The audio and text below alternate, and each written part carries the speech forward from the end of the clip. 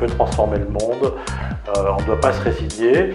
Et je suis depuis très longtemps un acteur de l'économie sociale et solidaire et je pense qu'elle a une place indispensable pour inspirer une transformation en profondeur de l'économie, pour la rendre plus démocratique, c'est-à-dire que les citoyens aient du pouvoir sur l'économie, et pour la rendre plus écologique, c'est-à-dire que l'ESS contribue à une transition écologique et solidaire de la société. Il y a d'abord un enjeu important, si on part par en haut, c'est l'Europe, puisque en 2022, la France va présider le Conseil de l'Europe.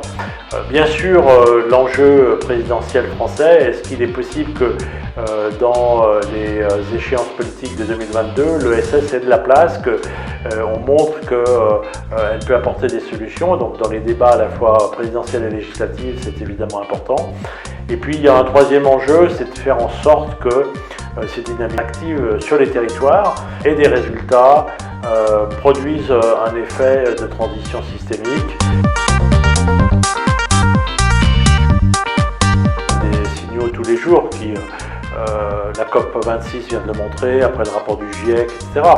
Donc on ne peut plus attendre, et d'ailleurs la jeunesse nous le rappelle, il y a une étude qui vient de sortir auprès de 15 000 jeunes du monde entier qui montre sur les 15-25 ans l'anxiété qui est la leur sur les menaces qui pèsent sur la planète.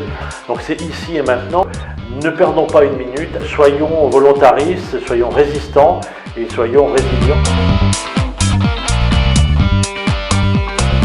Mon premier message, c'est pas de transition sans économie sociale et solidaire. Le deuxième message, c'est qu'il faut s'appuyer sur les dynamiques locales, mais il faut aussi les coordonner au niveau régional. Le troisième message, c'est que les citoyens soient associés à ces démarches, c'est-à-dire qu'on ne réussira pas si on n'embarque pas l'ensemble des citoyens.